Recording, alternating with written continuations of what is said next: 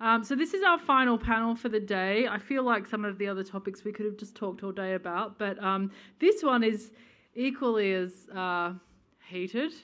This one is called Money for Nothing and Your Points for Me.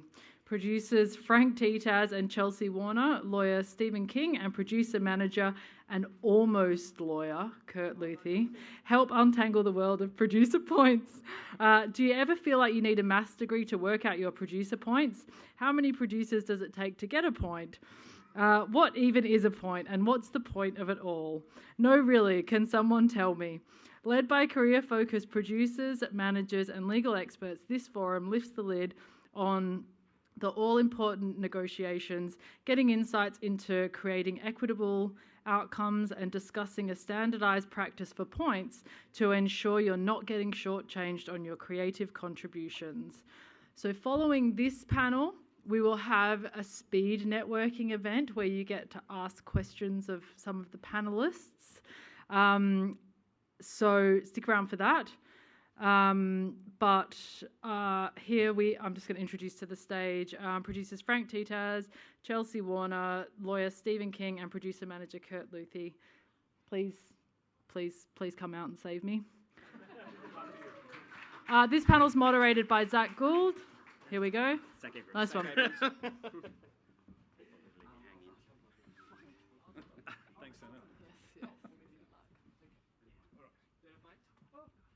Oh, I'll go on this end. There's only somebody can be lonely with me at this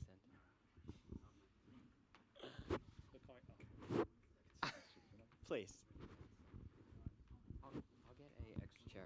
Hey, everybody. Thank you. My name is Zach Abrams, contrary to what the slide is reporting. I am a artist manager, producer manager here in Melbourne, and I also work for an independent record label in the States as their Australian label manager. To my right, we have one of my management clients, Alice Ivy, who is an artist and producer here in Melbourne. Annika has worked on a range of records, including recently Mole-Rat, Busika, Jude York, and as well as her own artist project. To her right is Franc Tetaz. Franc is a music producer and composer. Over the years, Franc's worked with a wide range of artists, including Gautier, Kimbra, Bertie Blackman, and is responsible for the scores behind many domestic and international television shows and films. To his right, we have Stephen King. Stephen is a entertainment lawyer at Media Arts Lawyers. He is also a artist manager and a producer manager. I believe one of his clients is among us today. Stephen works with Dean Tusa, as well as Georgie Kay in the States. To Stephen's right, we have Chelsea Warner. Chelsea is a songwriter and music producer from Sydney, so thank you for traveling down to Melbourne with us today, Chelsea. Chelsea has recently worked with everybody from Kid Cudi to Lil Durk, and there was a third. Guy Sebastian's most recent single is one of Chelsea's latest pieces of work. And finally, last but not least, we have Kurt Luthy from Kath Harity Management. Kurt is a producer and artist manager, and Kurt works with a range of different producers here in Melbourne, including Anna Laverty, Jimmy Marudis, and Kurt, you'll have to help me. Tony Buchan. And Tony Buchan in Sydney. Please give them a big round of applause and make them feel welcome. Okay, cool. So we are going to talk about producer points today. I think I would love to see, just before we begin, a show of hands, how many people are familiar with what a producer point is, and how many people here would value the panel having their best crack at a explanation or definition of what a producer point is. Okay, cool. I figured it might be a little bit of a mixed bag. I'm going to pick on the producer managers to begin with. So this one is aimed at Stephen and Kurt. Could you, for the benefit of people that might not be familiar with the concept of producer points, explain to us what they are? In really simple terms, a point is a percentage. It's a percentage point. So we look at a point in the olden days of getting a percentage point based on the PPD price of the record that was sold. So an artist is paid on a PPD point basis. The producer's getting a percentage of that artist's points, quite simply. Absolutely. So if a producer was to have, say, 1 point on a record, it translates to 1% of the PPD 1% price. of the price of that record being sold, and that was when records were sold with a Yes. PPD price.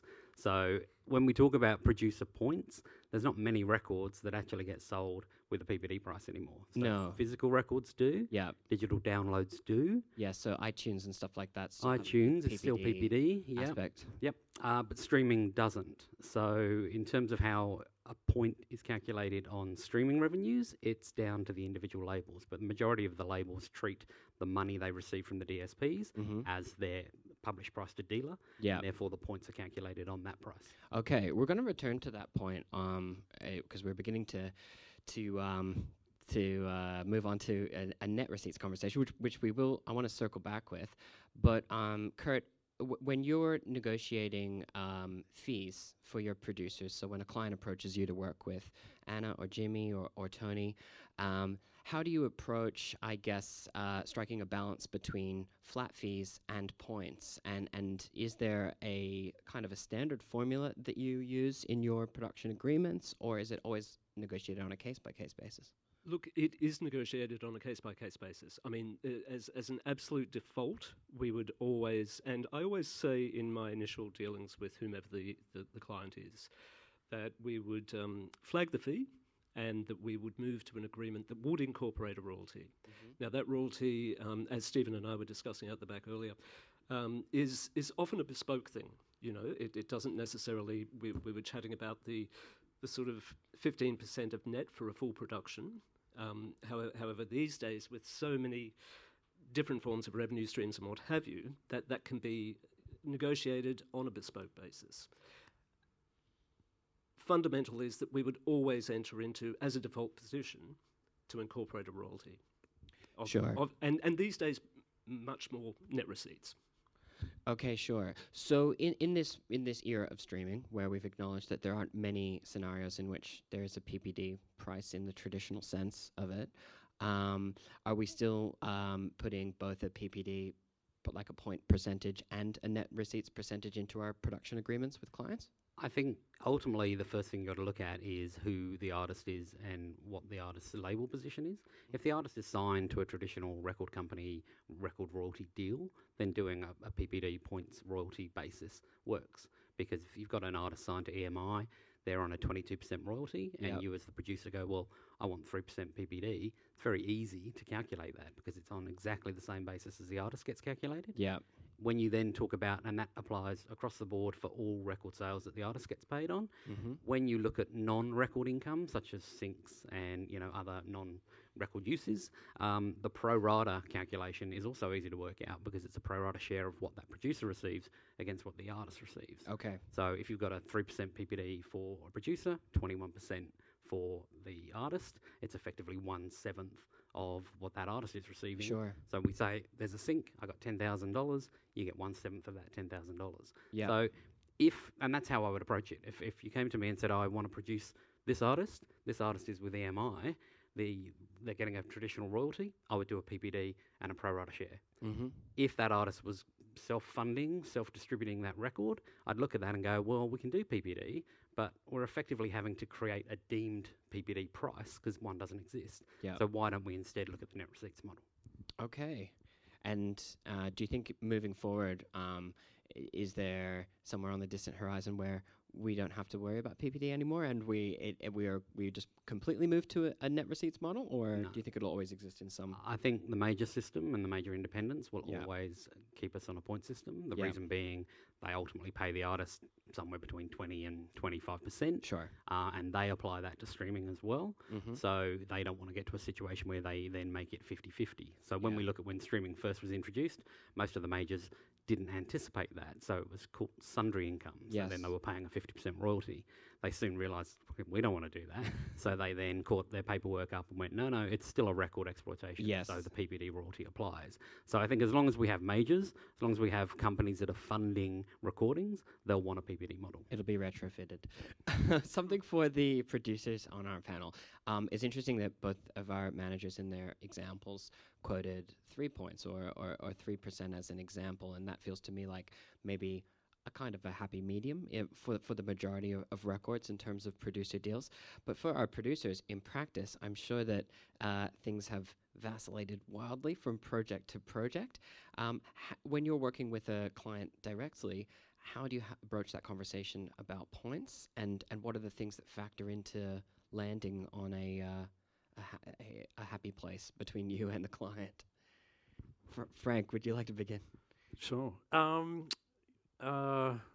It depends a lot on the risk and the amount of effort that you're making. It's generally with indie deals directly with artists, I like to have that conversation. If it's something, if I've done a lot of work with the artist, so it means that, say, a record, an example would be, say, an artist like Lior, where he started, he has made an EP, he's independent, no one wants to put his music out, and then you're going through and sort of building the project from scratch, and you're doing that as a producer with him, then, of course, there's a huge amount of time that you've invested into that project, none of which you can charge for your hours. So you can then, it becomes a partnership, a creative partnership, and then you're talking directly with them about what that percentage would be and what that would look like for that project. Sure. Yeah, and so it kind of gets baked in like that, and that tends to be the way I do those sorts of deals. So they're like we're working on this together, we're collaborating together like this, we're doing this as a team. Yeah. And so you hit on terms that are fair within that. Sure. Together. And is that a conversation that you have relatively early in the piece with a client like that? It goes alongside with, to broaden that out a little, it's that conversation, it comes down to understanding what they're trying to achieve and what you're trying to achieve. So if you can get on the same page with that, what do you want? What's the idea of success for you? Of course, if I'm making a free jazz record, I'm not having this conversation with someone who's making a free jazz record because, they're really going to sell 200 copies, and it's about another conversation. But if it's a commercial artist that is aiming to find an audience and is really looking for that, and is aiming for it, then we try and make it into something that, you're making a cost basis where they're not going to go broke.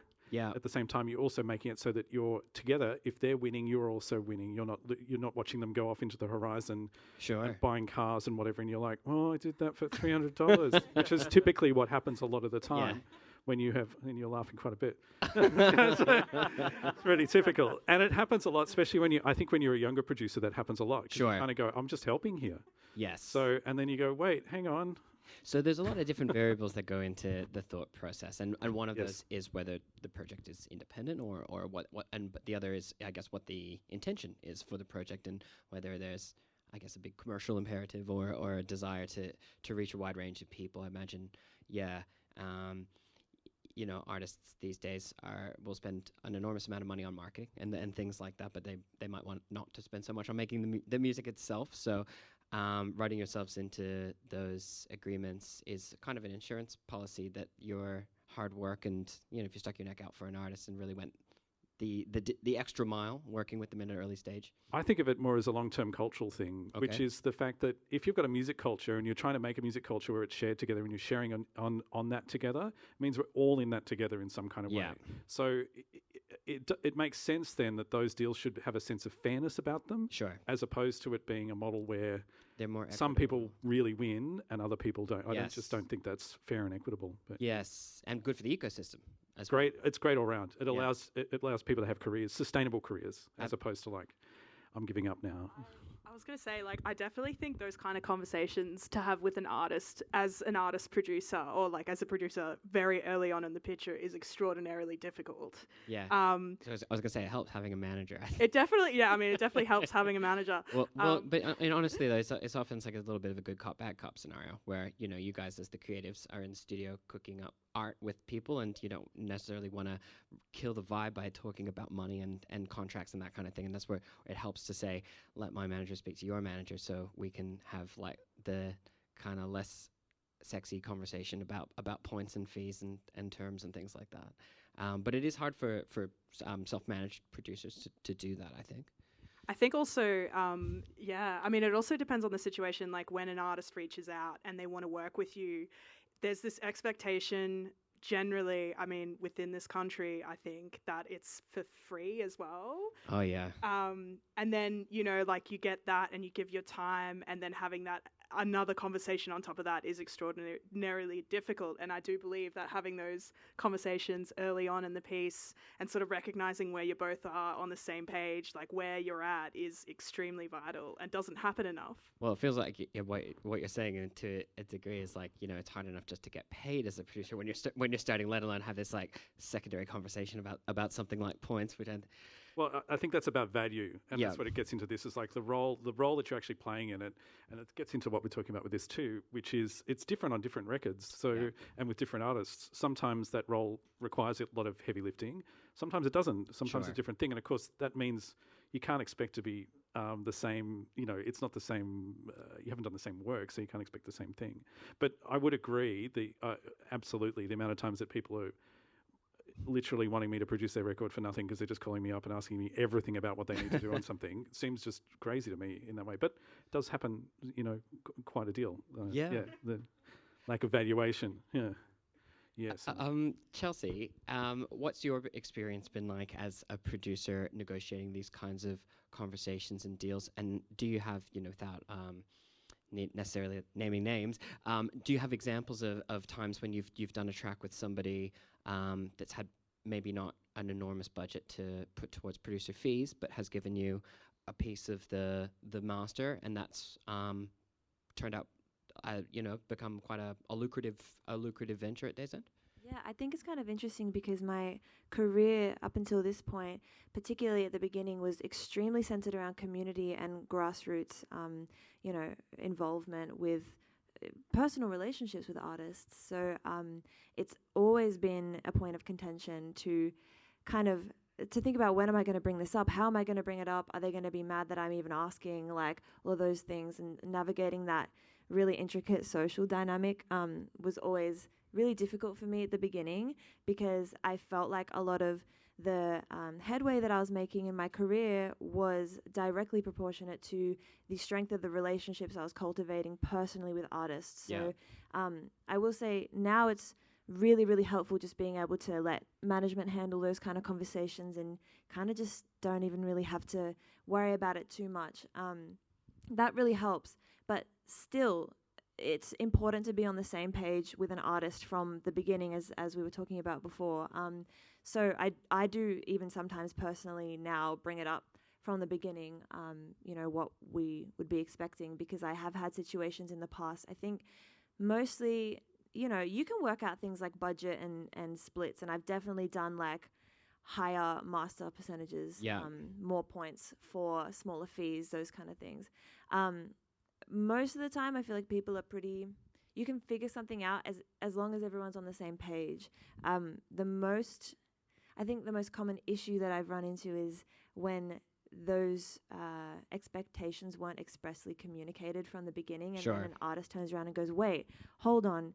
We have this song, and now you're like holding it hostage." Oh no, yeah. You know? You don't want to necessarily like for them to be interpreting things in those terms. Totally. But I mean, I guess like it's important, like if we're acknowledging that even within a production community, this is still an area that is quite complicated and takes you know, many years of experience to wrap your head around.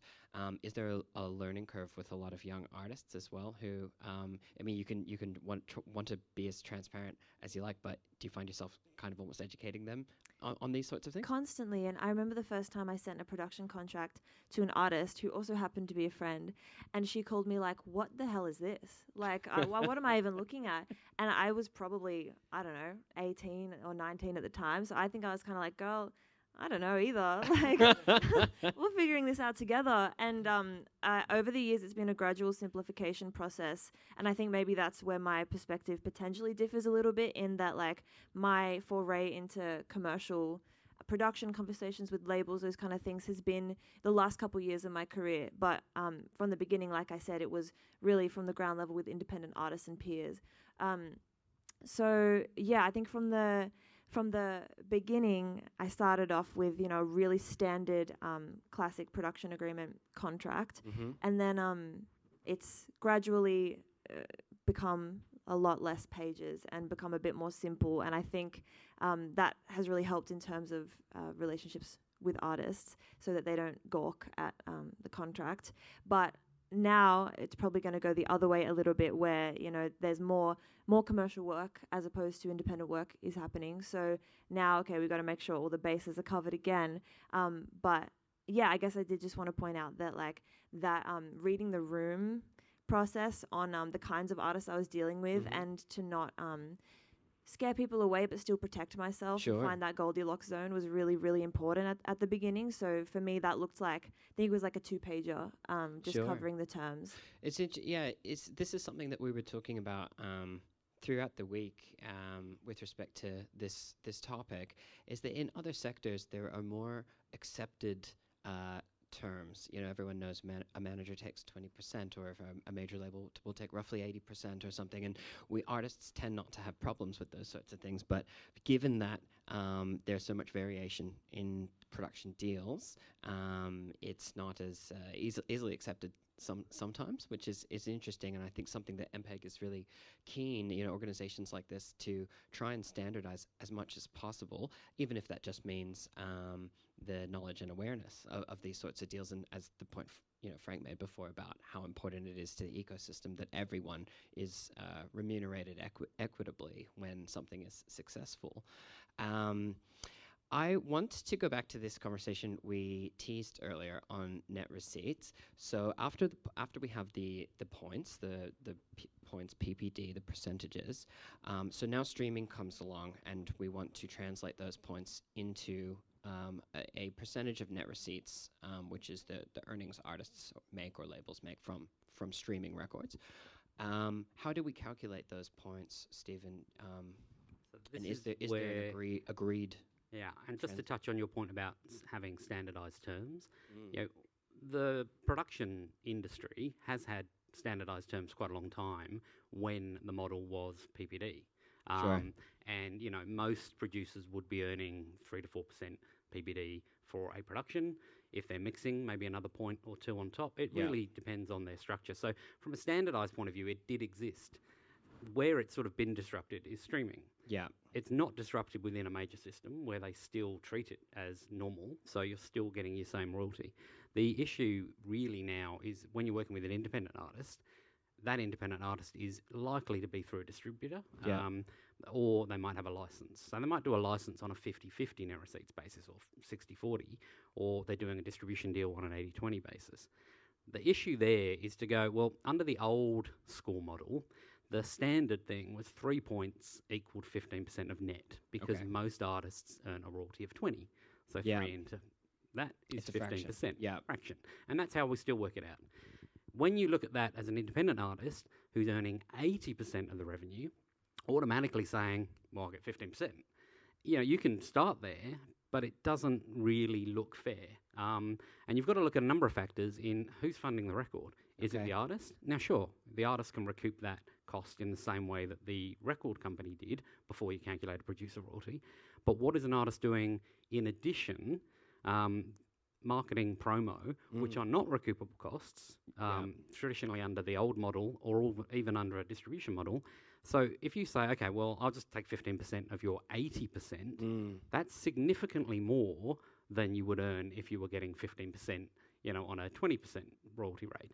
So this is where I said it gets a little bit complicated. You've got to look at all those factors. Yeah. And when you're sitting down with that independent artist and going, okay, what's your plan? What's the story? My rate is this. Are you going to pay me this per track? Oh, you are. You're going to pay me my full rate. Great. So I'm getting paid for my work. They're then funding whatever other costs, marketing, promo. That artist has got a bit to recoup. So then when you're looking at all of those factors, do you say, well, look, I'll let you recoup absolutely everything, but I still want 15%? Absolutely, you can do that. Yeah. Or do you go, well, I appreciate there's costs there. I'm going to stand behind the costs of the record, production, all of that.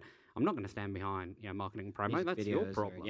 So do you then look at that and go, I'll take a lesser percentage? So when Kurt and I were discussing it earlier, the 3%, 15% totally works in one realm. In the independent realm, that's something you need to have a conversation about. Okay. Just to kick into that as a thing, I think the other side of that from a producer's standpoint too is that there's a lot of hidden time that happens that is not recognised at all for it. And the issue with this, and one of the reasons why I get into these conversations about that with artists, is that I'm really happy to be on the same, if we're making something together and we're really working hard to make this thing really work, and we're in partnership doing this, we're making this thing, I'm just as committed as you are.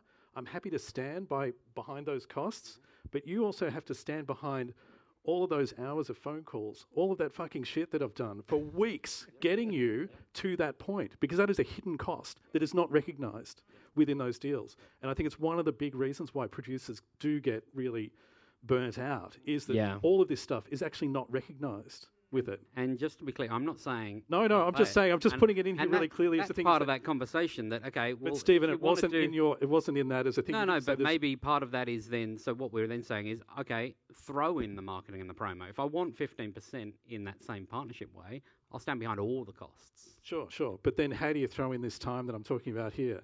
Well, hopefully that's in your fee, but yeah, I mean, this is not in your fee because I don't bill it. That's the problem with it, is that, so I get my fee, like whatever it is per track, for example, or whatever it may be, but that doesn't necessarily equate to the time that I've spent at all. Like if I unpick, say, I'm going to use Lior's record as an example because he's like artist I'm very close with, and I'll be very happy talking. I've talked about it as an example before, but here you have someone who's independent who has a very small amount of money to make something, and so that means that I can't possibly charge for, say, the pre-production for it. So I've spent a week in the studio, in a rehearsal studio. So how do I equate for that? The only way I can do that is by building it into the discussion with him in the first place of saying, here is this cost. I think we're agreed. It's the discussion. That's what I'm saying. Yeah. You've got to factor all of this in. And my example was you're getting paid your full whack up front. So assuming you're covering... That's not full whack, though. Is like, if I say... I'm fortunate where I do get paid full whack for certain projects that I work on, which is true, and I don't complain. That's fine. But any indie project I work on, that's not the case at all. It would be a tiny amount. But then in the deal... But there are some independent artists who have got money, and you can get paid full whack. So my example of, if you're getting full whack, then take these in. Sure. I'm a lawyer, Frank. I said that at the beginning. But the point we're both agreeing on is... it's a bigger discussion, and you've got to look at all of those factors. Okay. Stephen also acts for me, by the way. So, well, I want to ask a kind of more of a nuts and bolts question for any producers out here who might be thinking about incorporating a production agreement into their process. Chelsea, Annika, when did you start using production agreements in your work? I'll pick on you because the two of you started more recently than Frank. And we're going to give Frank and Stephen a timeout. Fair. No, oh gosh. It actually took a couple of years to fully get a production agreement because I feel like, you can't go, I mean, you can, but I feel like the first couple of years... getting heaps, like you say yes to everything and you just acknowledge that you literally need to work hard to build a name, and you can't just go whacking, a production agreement on every single person and expect a day fee. I know, like, we need to be paid. I totally, like, we're all working producers, like, money is good, but, like, to be able to, you got to start somewhere. You got to start with building a community, and that's where, obviously, I mean, hopefully in future years, you'd be able to start earning an income. So it actually, my artist project is super collaborative. So like I was in the studio hitting up people for the first 2 years of my career, doing sessions, like absolutely smashing it, putting songs out under my project, and, building a name. And then from then on, I started getting a lot of work as a producer where, labels and other artists would hit me up and be like, oh, I heard this track. I really want to do something like this. And again, it took like a little bit of time. And then, I'd say like 2 years of doing heaps of co-writing for other people, where that's sort of where I started introducing a production agreement. I definitely think it's a vital thing though. And Chelsea, was your experience similar? And just for the benefit of people that might not know where to begin, how do you go about that process of, I mean, I wouldn't necessarily recommend anyone just Google production agreement and print something off, but I mean, there are that many sorts of resources online, but how do we go about it in a proper way? Sorry to interrupt. Just ducking in real fast. MPEG. So I'm just winking at Anna there.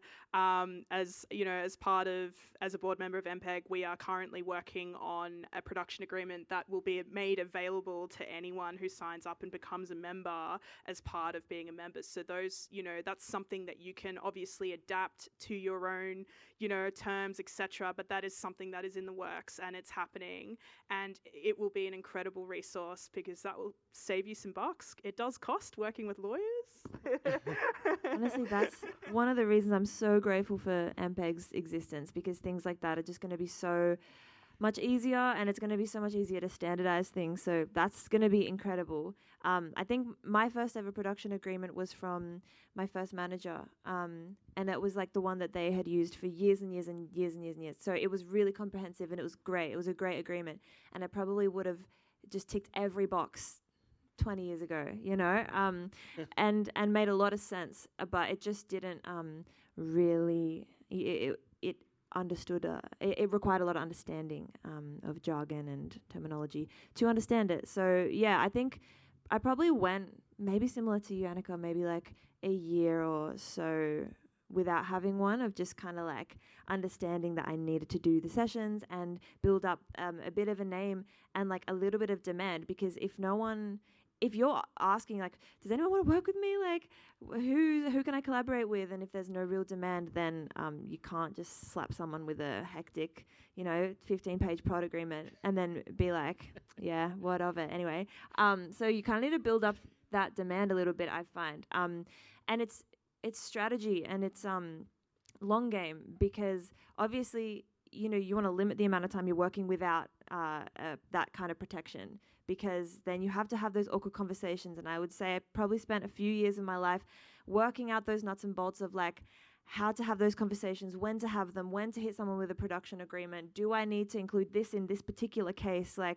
because it is so bespoke, and it feels, just to put it out there, feels a lot easier now, like a lot easier. Obviously, like, having management stuff helps, but even if I didn't, it would be pretty easy to just like hit somebody with like, hey, are you cool with this kind of fairly standard production agreement? I think on that, like, really valid points. I think on that, the clear thing that's coming out of what we're discussing is communication. Yeah. I think, if someone reaches out and asks for a session, I know Zach and I do this, but we sort of, we agree on the date, and then however, like, just so you're aware, this is her production fee. And look, that applies to everything, as to Frank, your point about kind of like the hidden costs of these things, even your studio hire fees and these sorts of things. When people, and especially with the way artists contact you guys these days, it might be an Instagram DM or something like that, but it is still important to have that conversation, say, yes, we do want to do this, but there's a fee associated with the writing, or there's a fee associated with the studio, and in the event that you cut the track, these are my fees, and I would like 3 points, and so that there's no surprises further down the road when they say, I want to put this out next week, and they gawk when you send them the production agreement. Can I just quickly, as a lawyer, obviously, the contracts, are really important. Yeah. And I'll give you an example of, I had a producer make a record in the 80s. And, they got paid, and they got paid royalties, and it was a big record in the 80s. And then, those royalties start to dry up. There's a little bit here and there. We digitize, we go streaming. A whole new audience opens up. Yeah. You don't have a producer agreement, which is clarifying you've got an entitlement to those royalties. Sure. You're never going to get it. And we had to dig out 40-year-old production contracts, because the label was like, no, that's new, it wasn't covered, you're not due. And it's like, it's still a right under that agreement. So that's an extreme example of a 40-year-old case that we had. Sure. But also, agreements cover assignment of rights. If you're the artist, if there's anybody in the room that's actually the artist, you need that assignment of rights in order to own the record. So, and producers are giving that assignment. So, they're vitally important, not just because they set out the terms that you're going to get paid, but also they cover the relationship between the parties, the ownership of the masters. If there are, for example, controlled compositions, which is a composition the producer has contributed writing to, there'll be a mechanical license involved and the terms for that. So, I'm a lawyer. I like contracts, but they are vitally important. So if there is a template, that is Yes. absolutely an amazing resource. I would just flag with all templates, you don't just take it and write in your name and then everybody Yeah. signs it. So just bear that in mind, part of that negotiation, because whoever you offer it to might not go, I don't want to do that. So it's a very good resource. It'll let you understand what you should be looking to do. But yeah, that's the starting point. And just a final question before we throw to some questions from the audience today. How important is rights management to your sustainability as a music producer over the course of your career? Frank, I'd love to start with you because you've been doing this the longest. Sure. So I started in the 90s, early 90s, but I built the studio in 1998. And I'm still in the same space where I've worked since then, except for when I was living in LA for a few years. I didn't really make any money from royalties, whether from writing or from record royalties, until I was well into my 30s, when I started working on more commercial music because I was working more on experimental music. But then from there, that has been a really big part of my sustainability. And so I made a long-term plan to do with that.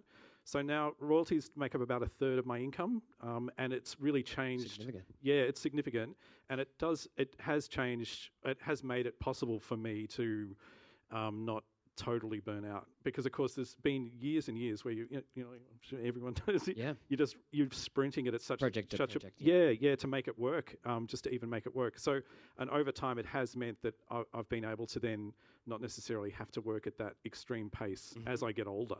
So I'm hoping that, because I love doing this and I plan to keep doing it while I'm healthy and able. So I really didn't want to get to that point of which I have many friends and brethren who have sort of run out of steam through that because of the nature of it. But a lot of that's happened through rights management. Yeah. Yes. I mean, yeah. And again, we are more comfortable sometimes with record labels having rights in perpetuity to things, or publishing companies, or so many other examples out there. And we need to think about producers and producer agreements and rights for producers in the same way. And just on rights management. I mean, there are obviously some entitlements that a producer can have by having a contract with an artist that they're not automatically entitled to, such as sound exchange. Yeah.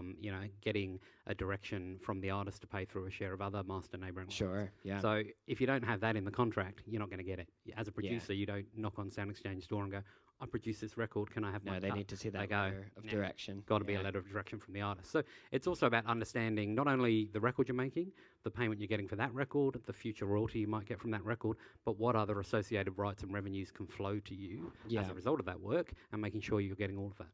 Yes. Yeah. Okay. Well, I was about to ask a follow-up question on Sound Exchange, and then I thought, no, we're going to be here for another hour. So, look it up if you don't know what it is. Does anybody have any questions in the audience today? Charlotte?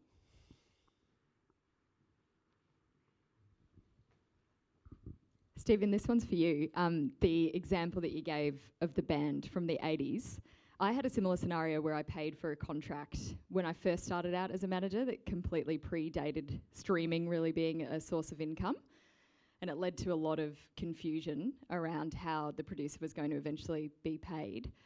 I assume your contract from the 80s was on PPD. So when it came to streaming, how did you negotiate?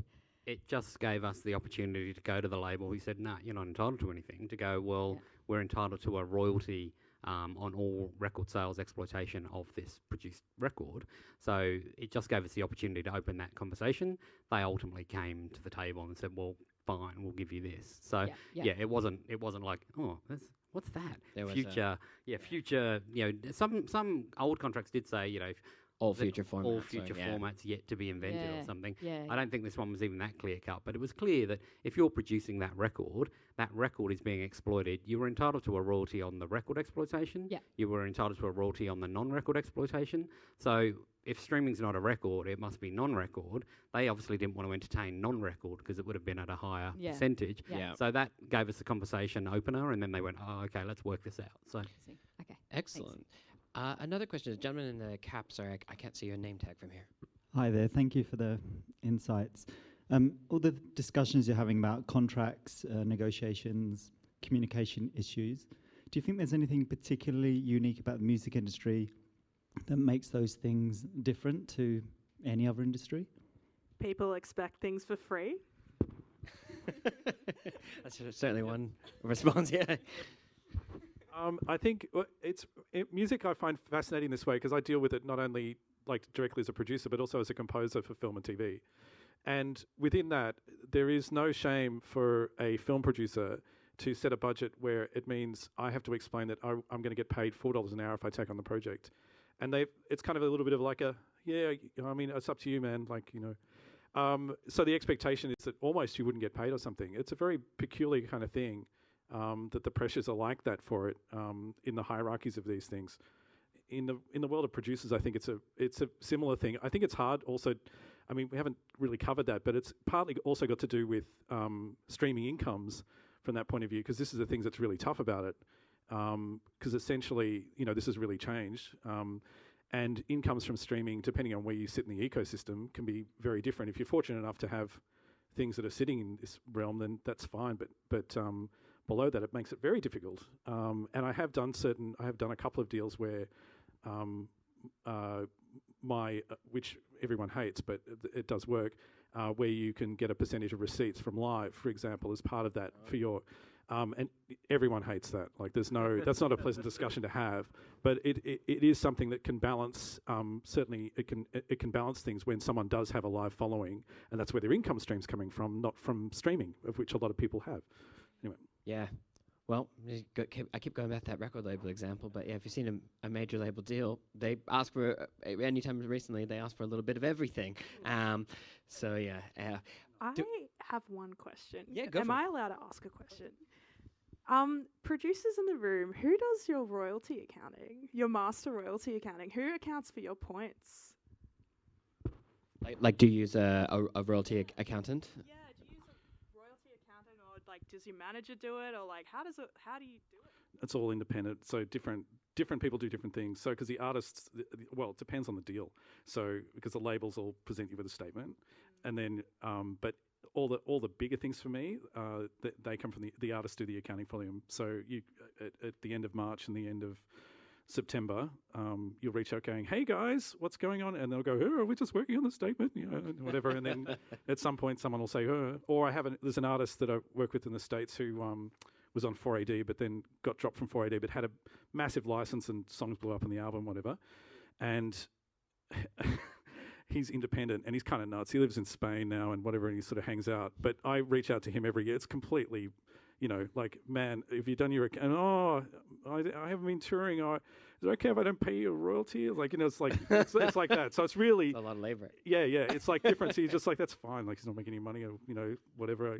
But it's a Wild Westy situation. Yeah. I was going to say too, like, it does cost to do royalty accounting, working with like accountants who do that. Like, sometimes it's kind of soul crushing, paying someone a lot of money to like tell the other person, oh, I owe you $50, you know? Like, yeah. Anyway, yeah, just thought I'd ask that question. Sorry. That's really good. And Chelsea, is your situation similar? Do you similar. have a Usually royalty accountant? from the artist label, but yeah, there's just nothing that's standard, and it just requires so much individual following up and everything. So that's kind of rough, to be honest. Yeah, there's a lot of work involved. Is that? Do we have time for one more, Jess? Or I think we are going to leave it there. But I believe that our special guests today will be floating around. I'm sure you can ask them a question directly after this. Please, a big round of applause for everybody who joined us on the couch today. And enjoy the rest of your afternoon. Thank you for having us.